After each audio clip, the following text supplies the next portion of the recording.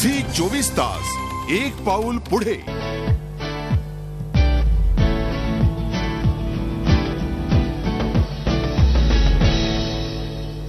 नमस्कार।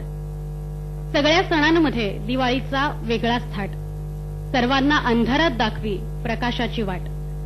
प्रकाश पसरवते पण तिची पेटलेली वात।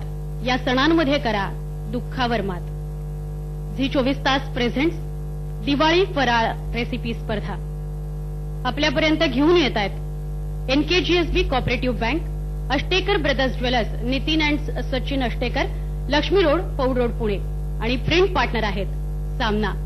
तेव्हा लगेचच सुरुवात करतोय दिवाळी फराळ रेसिपी स्पर्धेला। जर दिवाळीला आपण सणांची सम्राज्ञी म्हटलं तर फराळ हा त्या सम्राज्ञीचा मुकुट आपल्याला म्हणावा लागेल। जसं सम्राज्ञी ही मुकुटाशिवाय अपूर्ण, तशी दिवाळी ही फराळाशिवाय अपूर्ण, आणि म्हणून आपण ही दिवाळीची फराळाची स्पर्धा आयोजित केलेली आहे दिवाळीमधली। आणि आपले जे मान्यवर परीक्षक आहे त्या दोन्ही मान्यवर परीक्षकांना मी आता स्टेजवर आमंत्रित करते। अभिनेत्री इला भाटे, जोरदार टाळ्यांनी स्वागत करा। आणि the star chef Vishnu Manohar, त्यांचंही स्वागत करा। पुष्पगुच्छ देऊन या दोन्ही मान्यवरांचं आपण स्वागत करणार आहोत। लगेचच वेळ न घालवता मी पुष्पगुच्छ देऊन स्वागत करीन। सगळ्यात आधी अभिनेत्री इला भाटे मी आमंत्रित करते झी 24 तासचे बिझनेस हेड भूषण खोत यांना, आणि सामनातर्फे इलाताईंना एक भेट सुद्धा आहे। आता मी आमंत्रित करते सामनाचे दीपक शिंदे यांना विष्णू मनोहर यांचं ते पुष्पगुच्छ देऊन स्वागत करतील, आणि अर्थातच त्यांना सुद्धा सामनातर्फे एक भेट आहे। लगेच स्पर्धेला सुरुवात करणार आहोत, पण त्याआधी फराळ रेसिपी स्पर्धा आपण आयोजित केलेली आहे। तर मी दोघंही मान्यवर परीक्षकांना सांगणार आहे की मुळात दिवाळीविषयी, फराळाविषयी त्यांनी तुमच्याशी थोडंसं बोलावं। इलाते, नमस्कार। मला कल्पना आहे आता स्पर्धेची सुरुवात कधी होते याच्याकडेच सगळ्यांची मनं लागलेली आहेत, त्यामुळे मी फार काही बोलणार नाहीये। तुम्हाला दिवाळीच्या शुभेच्छा, आणि तुमच्या या स्पर्धेसाठी मी शुभेच्छा देते। बस, धन्यवाद।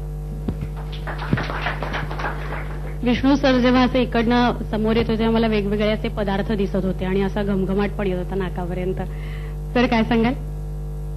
खरं तर घमघमाट मला येतोय, आणि मी आत्ताच इलाताईंना बोललो की आपण जेव्हा अशा स्पर्धेच्या परीक्षकाच्या भूमिकेत जेव्हा जातो तर आम्ही जेवून येत नाही, आणि खूप खाऊनही येत नाही, कारण जेवून आलो तर काहीच चांगलं लागत नाही, आणि खूप खाऊन आलं तर खूप म्हणजे उपाशी पोटी आलो तर सगळं छान लागतं।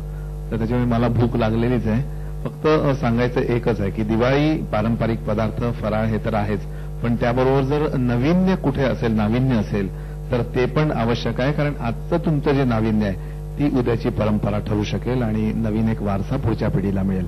तुम्हाला सगळ्यांना मनापासून शुभेच्छा, धन्यवाद। आपण स्पर्धेला सुरुवात करणार आहोत। नियम फक्त मी तुम्हाला सांगते, सगळ्यांना माहिती आहेत पण तरी सुद्धा एकदा उजळली। टेस्ट, इनोव्हेशन, प्रेझेंटेशन आणि फिनिशिंग हे 4 बेसिक क्रायटेरिया असतील ज्याच्यावर तुमच्या एकंदर फराळाचं परीक्षण होणार आहे। मी दोन्ही जजेसना विनंती करते की त्यांनी प्रत्येक टेबलपाशी नंबर ठेवलेले आहेत आणि मांडणी सुद्धा झालेली आहे। तर आमच्या दोन्ही जजेसनी खाली उतरायचं आहे परीक्षणासाठी म्हणून। आयुर्वेदिक करंजी आहे। आयुर्वेदिक, बरं। त्याच्यात आवळा आहे, आवळा आहे, बीट आहे, पेरू आहे, बरं, आणि दुधी आहे, आणि खडी साखर, बरं। असं हे करून करंजी केलेली आहे। आणि सिकेपी करंजी पण आहे। सिकेपी, सी सॉल्ट चॉकलेट बनाई है। छान। और झी 24 तास एक पाऊल पुढे।